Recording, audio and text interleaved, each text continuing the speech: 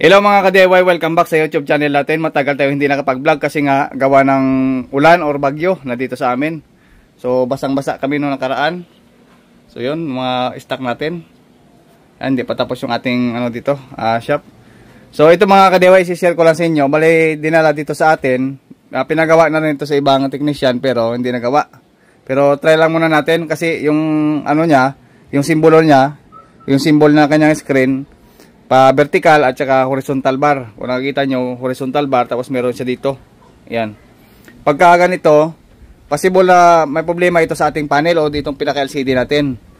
Posible din na may kinalaman ito sa mainboard. Dalawa lang naman yung pupuntahan nito, malamang sa mainboard or sa ating LCD panel or doon sa pinaka-top board natin. Titingnan natin kung anong ginawa dito. Kaya nagkaganito yung kanyang screen. Ito yung lumalabas.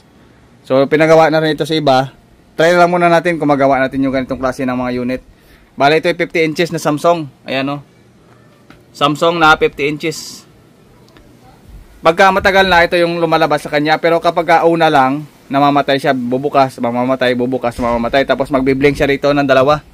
Dalawang blink lang yung nilalabas nito, yung kanyang pinaka-indicator. Yan, bubunutin natin. Tatry lang muna natin. Ito, bubunutin ko. Yan, plug ko muna. Yan, na-unplug ko siya. Ganito yung wala pa siyang tapos isaksak muna natin dito.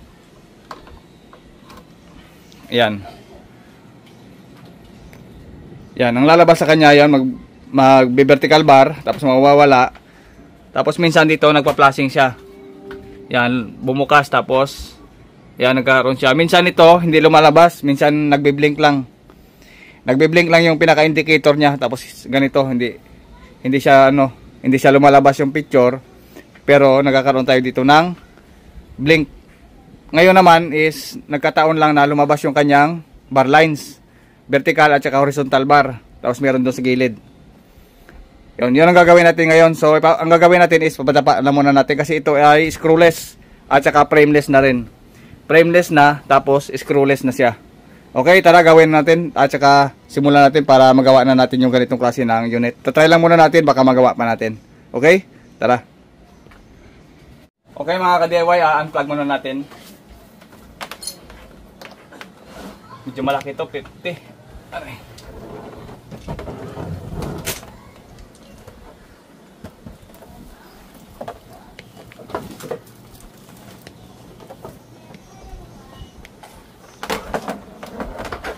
Ito yung model niya mga ka-DIY. Tingnan natin yung pinaka-model number dito.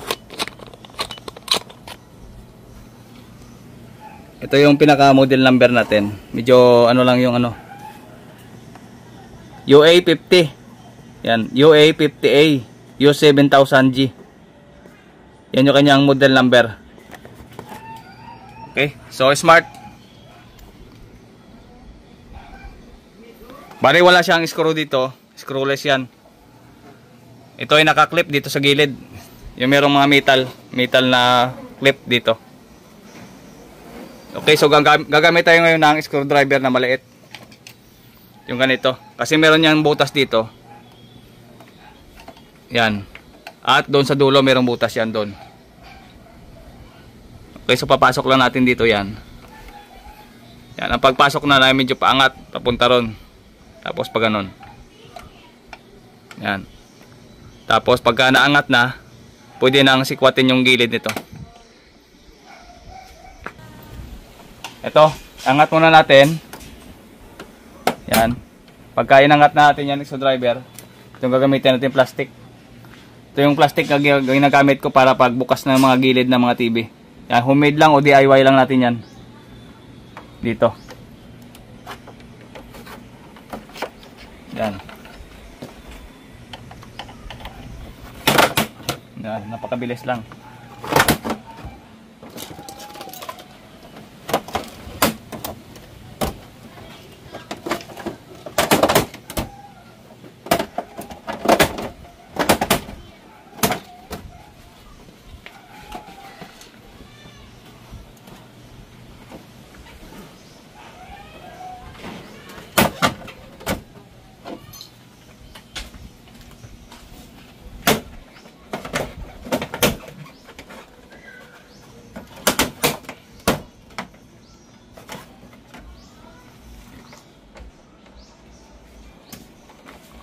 Tapos dito naman sa gilid.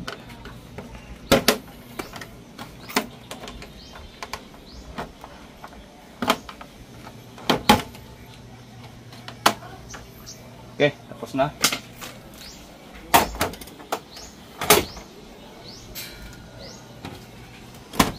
Okay. Ganun lang. Ito yung iwasan nyo.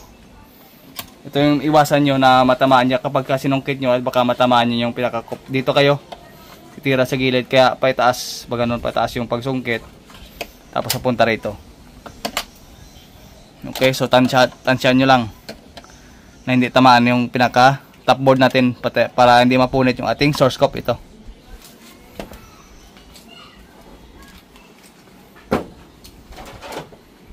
Bale, ito yung design ng kanyang mainboard. Yan, parang semi built-in kasi naka-screw. Pero titingnan natin mamaya.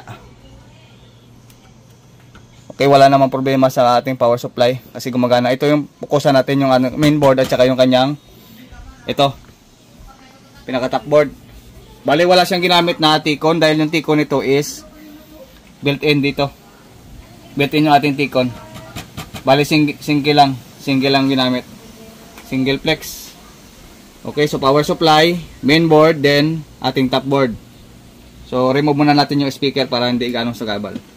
Tapos, tutukan natin ng microscope yung mga ginawa nila dito. Tara! Okay mga ka-DIY, so ito yung kanyang mainboard. Built-in yung kanyang DC to DC dito sa pinaka-mainboard niya. Bale, ito yung kanyang BGH. So, turo ko lang muna. Yan. Ito ay BGH. Yan. Itong test point. Yung BGL naman is ito. Yung ating negative supply. Sa BGL, ito BGL. Okay? So, yan lang muna pinaka-importante yung voltahe na ititest natin kung meron nilalabas. Sure ako na meron yan. Kasi kapag ganito, nakatrouble na rin ako dati, na kapag yung indicator is nagpa-flashing, hindi siya nagbibigay ng DC to DC dito sa ating mainboard. Hindi siya nagbibigay ng 27 volts o 30 plus na voltahe para sa ating BGH at yung negative supply natin is nawawala yung ating BGL na negative supply. Okay, so gagawin natin is para makita natin yung pinaka-oscillation ng kanyang BGH, ito yung gagamitin natin yung analog. So ang analog tester is yung gagamitin natin para sa makita natin kung nagpa-fluctuate yung kanyang BGL or BGH. So set lang natin sa kahit sa 50 kaya ma-range tayo sa 50, makakuha tayo at least 30 volts dito yung palo ng ating BGH. 50 volts na kasi tayo sa 50 volts. Yung ating ground is ibabody ground natin dito. Tapos itutok natin dito sa BGH supply. Yan. Tapos i-power on natin. Titingnan natin kung ito. Yan. Bali nakasaksak na yan dito. Yan. So tutok natin to sa BGH. Titingnan natin. Pagka nagpa-flashing kasi yung ganito mga ka-DIY, ibig sabihin nagpo-protect yan. Hindi naglalabas ng BGH at saka BGL. Pero kanina is vertical bar lang naman at saka horizontal. So panel issue. So try lang muna natin kasi may mga case na ganito. Power on natin. Titingnan natin itong ating analog tester kung nagbibigay siya ng palo. Okay, power on na lang natin dito. Yun, may power na. Ayun. Napapansin nyo, pumalo tapos namatay. So ulitin natin. Power off ko lang muna to. Tapos test point tayo dito sa BGH. Tapos tingnan nyo, dapat tumuloy siya. Hindi siya magbumalik. Kasi pagka bumalik siya, ibig sabihin nagpo-protect yung ating DC to DC. Kapag tumuloy, ibig sabihin nag-oscillate yung BGH niya. Power on. Naka-standby yung ating dyan. O yun. Nakita nyo, pag pitik is biglang bumalik. Ibig sabihin nagpo-protect yung kanyang DC to DC circuit. Antayin lang muna natin. Saglit. Ayan. Ayan, kung napapansin nyo, bigla siyang maakma siyang mag-on, pero nakaka-detect siya ng problema, bumabalik. Ibig sabihin, nagkakaroon to ng problema sa ating mainboard o dito sa ating top board.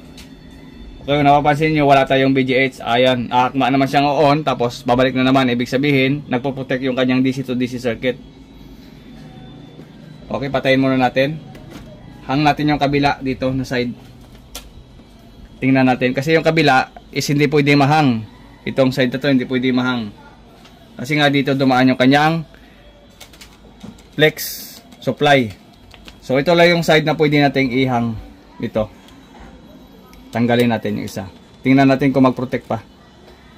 Tapos totok tayo dito sa kanyang BGH. Then i-power on natin. Dapat yan tumuloy kapag walang problema. Nakikita nyo, hindi man lang tumuloy. Kita nyo, yan, hindi siya tumuloy. Ibig sabihin lang, nagpo-protect pati yung kanyang mainboard. Poprotect yung ating mainboard dyan. So wala. Yon. Mag-on, tapos babagsak. Ibig sabihin, nagpo-protect, hindi siya nagtutuloy. So, power off muna natin. Balik natin. So may pagkakataon kasi na kapag sira yung ating LCD panel, may leak yung ating LCD panel, is hindi talaga tumutuloy yung ating BGH at saka BGL. BGH natin supply at saka yung BGL supply natin is hindi tumutuloy yan kapag merong na-detect siyang problema sa ating mga clock signal. Bali ito yung clock signal ng kabila, kung napapansin nyo yan, tinutukan ko ito yon. Yan, ito. Ito ang ating LC1, LC2. Ito na yung mga CKB. Yan. Pali dito. Yan. LC1, LC2, CKB 8, 7, 6, 5. Pababa na yan. Puro CKB na yan. Ito yun na yun. Yan yung mga CKB. Bali, ito, na-try nang ihang ito ng technician, pero hindi pa rin nag-normal yung screen.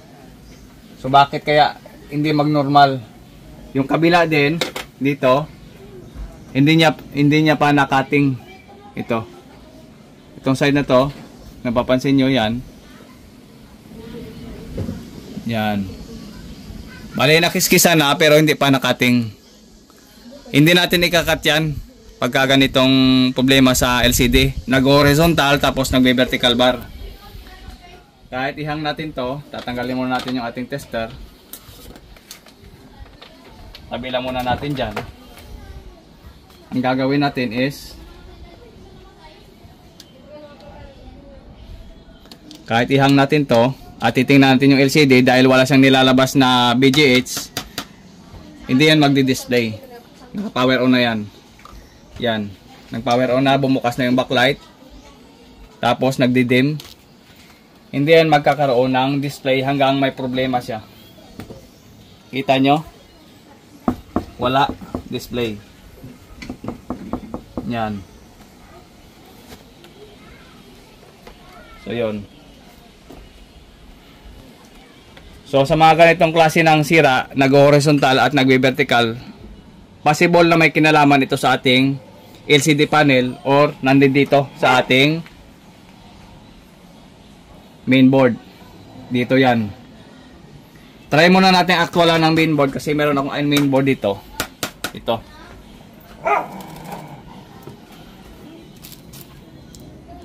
Yan. So hindi lang tayo basta mag-cutting muna or mag-hang. Try muna natin palitan ng gato kung meron naman tayong pangpalit. Yan, meron dito tayong mga na-stock na mga luma. So bunutin muna natin dito. Yan. Tapos tatanggalin natin to, pinaka mainboard. Try muna natin. Wag muna tayo maghang kasi nakita ko yung mga niya ito. Ito. Yan o. Ginawa na rin, naghang na rin siya. May mga hininanga na rin. So ibig sabihin hindi nakuha ito sa sa paghang. Ang gagawin natin to is palitan natin ng board. Palitan natin ng mainboard para malaman natin kung nasa mainboard ba or nasa LCD panel ang problema. Kung meron lang naman tayong pampalit or pang testing, mas mainam. Okay.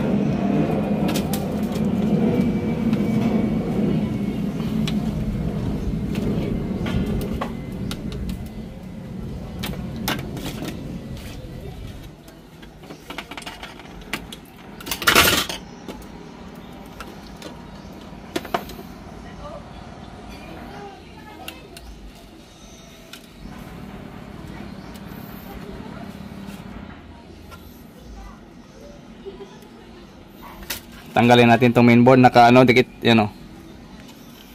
Yan, nakadikit. Yan. May connector siya. Yan o. May connector. Okay, yung papalit nating mainboard. Halos kaparehas din. UA50. Tayo lang muna natin itong mga stock natin. Ayan.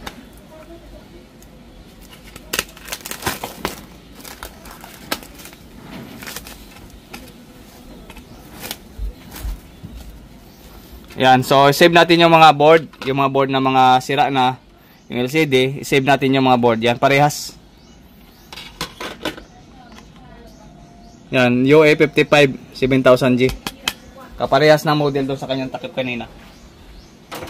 Ito, parehas. Yan, parehas. Yan, parehas oh. Yan. Okay. So kabit natin yan dito. Bilang muna natin 'yon. Try mo natin kabit to. Saka natin i-trouble yung panel kung wala talaga. Kasi yung mainboard na to is buo ito mga ka-DIY. Ito ay tinabi natin. Tinabi natin tong mainboard. Para just in case na may mga problema tayo sa mainboard. So meron tayong spare. Testing na muna natin. Kasi posibleng may problema talaga sa panel yan. Pwedeng may problema sa ating mainboard. Kasi kapag may problema itong mainboard natin, hindi naman yan mag-on. Mag-on naman siya pero yung display niya is pangit. Or minsan hindi lumalabas yung tao. May display, walang tao. Akala mo is LCD. Yan. Salpak natin to. Yung backlight niya. Itong mga screw, tabi lang muna natin. Tapos to mga ka-DIY is babalik natin to. Titingnan natin kung mag-oscillate siya. Yung ating 27 volts. Ay, yung ating 30 volts pala ng ating BGH. Kapag pinalitan natin ng ibang board. At titingnan natin kung anong mangyayari. Kung pinalitan natin na alam natin na buo ito at saka pinalit natin, ibig sabihin sa panel na tayo mag-trouble. Sa LCD panel na tayo mag-trouble niyan. Pagka ganun pa rin ang problema.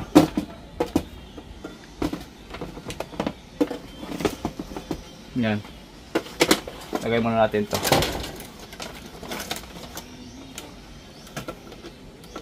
Okay, plug in.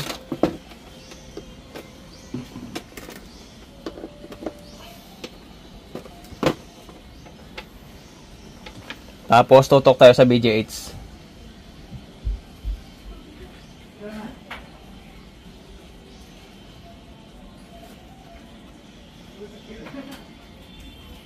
At ito na lang. Ground to BGH.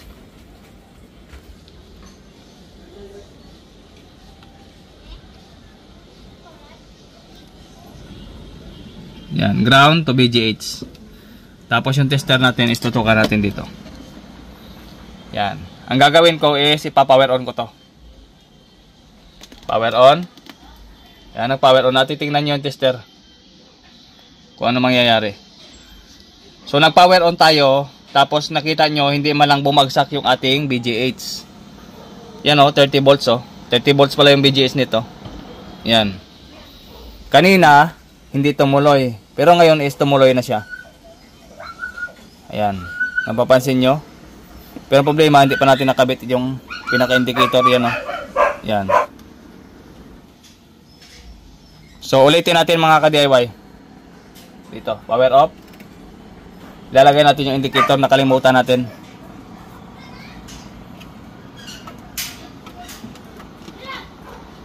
Titingnan natin kung babagsak pa yung voltahe niya. Power on natin uli. Yun. So, hindi na bumagsak yung supply. Ibig sabihin lamang mga ka-DIY, nasa mainboard ang problema. Pero titingnan pa rin natin yung display nito kung maganda pa. Kung lumabas yung display. Pero pag hindi, ibig sabihin dito tayo mag-turbo pa. Sa kanyang mga clock signal ito. Okay, so silipin natin sa ilalim kung anong nangyari. Ito. Oh, nagkaroon siya ng display. Ang problema lang, mayroong maliit na guhit. Ito. Yan, maliit na guhit, dalawa. Pero kung napapansin nyo is meron na siyang display. Ibig sabihin lamang mga ka-DIY is wala sa clock signal ang problema, kundi nasa mainboard. So mas maganda talaga na meron tayong mga reserve na mga mainboard para matesting natin, lalo na ito sa mga malalaki. Lalo na rin do sa mga gumagamit ng mga T-con din. Yan. So ito mga ka-DIY, oh, meron pa dito. Nakita ko, kinatingan. Ito. Ayan, ito kinating. Yan, kinating. Kinating. Tapos sa bandang clock signal is ayan, nahang na rin lahat. Nahang na rin lahat. Yan. Doon sa kabila is nahang na rin. Tapos merong kinikisan doon sa dulo. Siguro ito ay marumi. Pero kung napapansin nyo, buo na yung kanyang display. Ulitin natin. Power off. Then power on. Tingnan natin. Yun, bumukas na.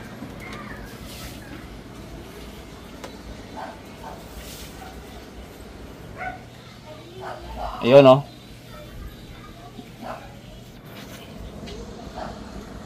Yan. So ngayon is may display na siya. Ang gagawin natin is ibabalik na lang natin to. So dito talaga yung problema niya, mainboard. Ito. Yan, akala natin nasa panel yung problema pero nandito pala. So mas mainam talaga na mayroon tayong sample or ganito. Kasi hindi natin alam na ang problema lang pala minsan is nasa mainboard, wala sa ating LCD. Ayan, so ganun lang mga ka-DIY ang share ko sa inyo ngayon. So ayan mga ka-DIY, napansin niyo may display tayo pero dito banda black pala, hindi ko napansin kanina na itim kasi medyo mabigat itong 50 inches natin. Ayan, so pinabuhat ko dito sa aking kapatid. Kung napapansin niyo, yan oh, may black siya. Pero okay naman yung screen, oh. Pino naman yung kanyang screen, ang problema lang ito. Kasi sa unang gumawa nito, yan dito. Sa unang gumawa, yan oh, meron siyang hininangan dito. So baka ito ay dumaan na rin ng pagkasira yung ating source scope. Kaya nangyari, napa-display natin pero dito nangyari, yan, nagkaroon siya ng black dito, papunta ron. Kaya yung kanina, yung tinesting natin na nakatihaya pa siya, meron siyang guhit dito banda, yung nakatihaya pa siya dito. Meron siyang guhit dito na baganon, nakaseparate. So nung binaliktad natin yung TV, siyempre dito na siya banda. Ito nata yon. At least napa-display natin siya mga ka-DIY. So wala na itong panel niya o itong LCD niya. Papalitan na ito ng LCD kapag ganito. Pero kung tiyagaan lang na may-ari, pwede pa naman. Kasi yung nawala lang naman dito is yung maliit na portion. Ito. Yan o. Black sa gilid. Pero yung LCD niya is pino at saka meron siyang dalawang guhit dito. Ayan. Dalawang guhit. Yung dalawang guhit na yan, hindi na yan matatanggal kasi ano na yan, source scope na yan.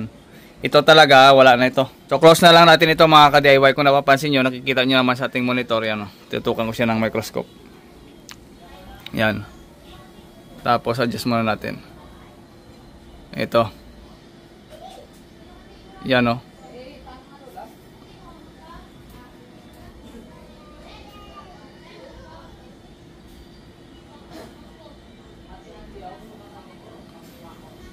Yan, so okay naman.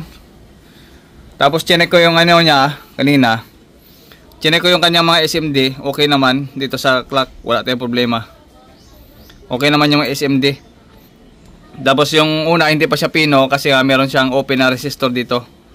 Panilitan ko ng SMD na resistor, okay na siya. Pero problema lang talaga ito, black. Pinalitan ko siya ng SMD resistor na 100 ohms kasi nakalagay dyan na 101. Ibig sabihin ng 101 yan sa resistor na yan, oh. 101, 100 ohms yan. So nagpalit ako kanina ng 100 ohms na resistor, yung mga ganito, SMD type. Ito, pinalit ko kanina. 100R, 200R. Yung 100R pinalit natin kanina, hindi ko nakita kung saan ko nalagay. So yun lang mga ka-DIY, i-close lang natin ito. Tapos titesting natin. Final test na lang natin mamaya kasi wala na ito. Papalitan ito ng LCD kapag ganito, hindi na madala dun sa ano niya. Kahit linisan pa yung ano natin, yung mga naka-jump na mga flex, kahit linisan natin is ganun pa rin yung nangyayari. Walang pagbabago. So malamang nandito yan sa ating source scope ang problema. Kaya nagkakaroon ng black yung ditong portion. Okay, so close na natin mga ka-DIY. Ito mga ka-DIY, plug-in natin. Yan. So subukan muna natin. Smart TV. Yun, no? Ito kanina yung sabi ko, dito na portion. Yan, ito yung portion kanina na medyo magalaw. Kaya yan, may tama na talaga. So yun, may display. Okay naman yung mga ka-DIY. Maliit lang naman yung problema. Pwede naman itong i-resize yung kanyang screen. Kasi ito ay naka-size sa 16 by 9. 9 by 16 ba yung sukat ng kanyang LCD. Pwede naman palitan to para hindi mapansin ito. Magagamit yung LCD. Kaso lang i-resize lang yung size ng ng LCD. Pwede yan. Bali, palitin yung size ng LCD. Magagamit pa rin ito. Pero hindi pa natin alam kasi nga, nagpalit tayo ng bagong mainboard. Yung mga sikanhan lang naman yung pinalit natin. At least napagana natin dito. So ngayon, hindi naman importante yung mga ganito. Importante alam nyo na minsan may mga trouble na wala sa ating LCD panel.